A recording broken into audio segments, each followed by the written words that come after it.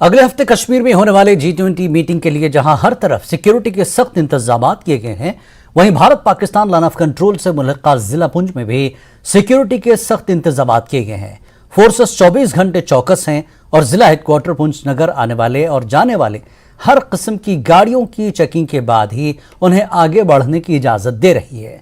दूसरी जानिब दहशतगर्दों की सरगर्मियों पर नजर रखने के लिए सीसीटीवी कैमरे नस्ब किए गए हैं। चौक चौराहों पर सिक्योरिटी फोर्सेस की तरफ से 24 घंटे निगरानी की जा रही है।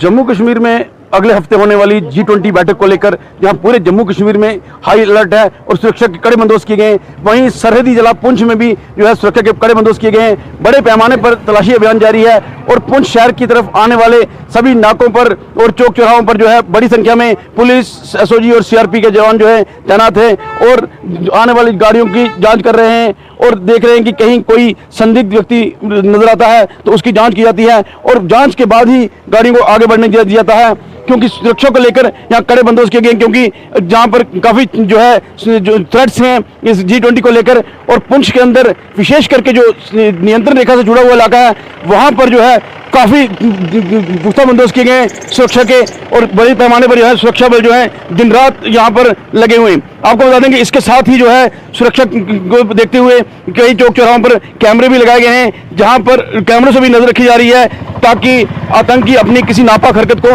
अंजाम ना दे सकें, क्योंकि आतंकियों की मंशा है कि G20 बैठक को जो है किसी न किसी तरह से डिस्टर्ब किया जाए, क्योंकि पाकिस्तान और पाकिस्तान प्रायोजित आतंकवाद और ISI की जानिब से ये कोशिश की जा रही है कि सुरक्षा व्यवस्था को जो है कहीं ना कहीं निशाना बनाया जाए और जो G20 बैठक है उससे पहले किसी न किसी प्रकार की गड़बड़ी भी फैलाई जाए।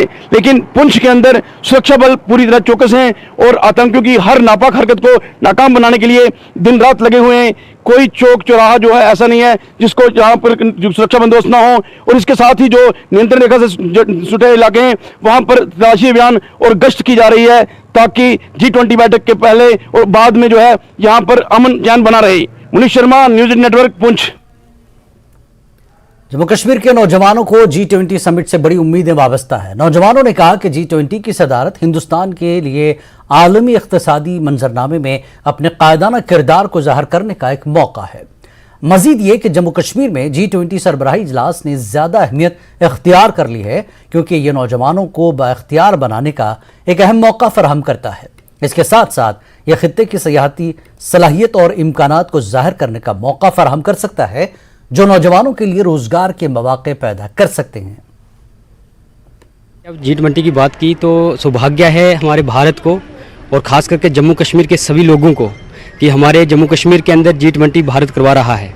इसमें हम देखते हैं कि जब दिसंबर 2022 में इंडोनेशिया के बाद हमें जो प्रेसिडेंसी मिली है उससे भारत के अंदर हर एक नागरिक के अंदर एक उत्साह है, क्योंकि हमारे जहां भारत में आने G20 यानी ग्रुप ऑफ 20 कंट्रीज़, वहाँ पे 19 कंट्रीज़ और एक जो यूनियन है यूरोप की यूनियन, उनमें सभी कंट्रीज़। तो हमारा सौभाग्य है कि इसे हम होस्ट करेंगे। ये जो G20 हो रहा है ये बहुत ज़्यादा अपॉर्चुनिटीज़ लेके आएगा। हमारे यूथ को इससे बहुत ज़्यादा उम्मीदें हैं, क्योंकि जैसे कि जम्मू एंड कश्मीर को सोचा जाता है कि ये सिर्फ टेररिज्म ही सप्लाई कर रहा है या बहुत ज़्यादा कन्फ्लिक्ट्स रहते हैं, बट ऐसा नहीं है।